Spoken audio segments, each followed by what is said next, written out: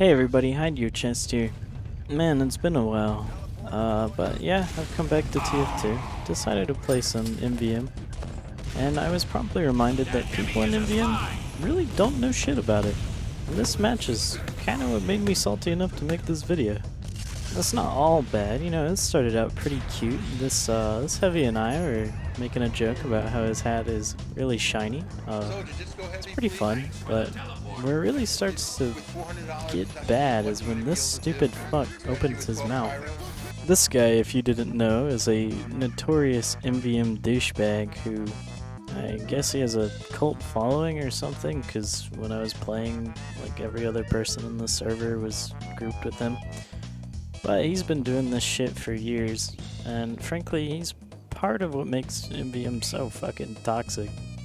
Anyway, after I didn't play according to his shitty meta, he promptly went on to critique me on every small thing, throw a big ass tantrum, and then get his posse crew to vote kick me out of the server.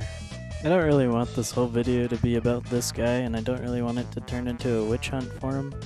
But wow, he makes it really easy to make this comedic with how much he sounds like that guy from Midnight Cowboy. Do it! I did it already, bro. It's over, little bitch. Hey, I'm walking here. Up yours, you son of a bitch. You don't talk me that way. Get out of here. Ranting aside, this guy represents a major problem that's been in the MvM community that I'd like to address. The problem is there's a lot of misinformation out there for MvM, and people are weirdly protective of whatever they think is the meta. Truth is if all 6 players are skilled enough, you can make anything work in MvM. There are a ton of videos out there on YouTube of much more skilled MvM players than I that have made stuff like all 6 spies on wave 666 work. Really, there is a lot of wiggle room when it comes to MvM, and if players are skilled enough, then you probably shouldn't bash them for their choices because they'll probably end up doing alright anyway. But what about if all 6 players aren't skilled?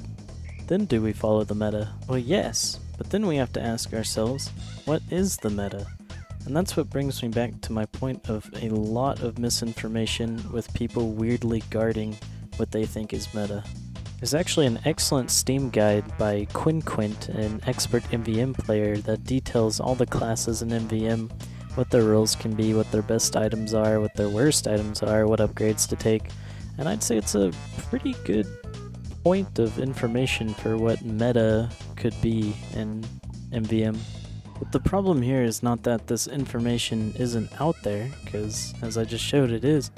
The problem is there's a lot more popular people with a lot more popular misinformation. And the most ready example I have is, well, the match that I'm showing you. In this match, this Rim guy was dictating what everybody should build, what everybody should do, where everybody should stand. And by the time that I got kicked, I had about 33,000 damage, he had about 23,000, and every other heavy had about 14,000. Now of course, damage isn't everything, but when it comes to heavy, it's pretty close, and I can tell you from my experience that I was definitely putting in a lot more work than the other heavies on this team. And why was I putting in that extra damage? Well, it's because he was telling his teammates to do what is pretty common by now for people to do, and that's max firing speed on heavy, stand next to dispenser, and shoot at things from really far away. But as it would turn out, that is actually not optimal, and Heavy's most optimal gameplay is to start maxing resistances with a stock minigun and get as close to the robots as you can without dying to max ramp up damage. Now, it's not just the misinformation that he was spreading that is the problem here.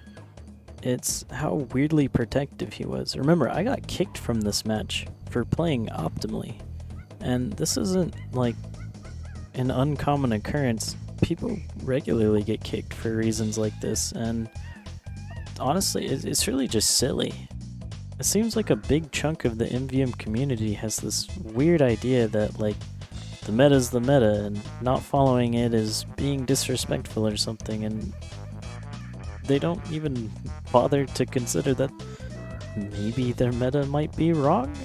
Now, I'm not even sure what a permanent or really good solution here would be, but I think in general, a solid rule to follow is that if you're not failing waves, don't harass people.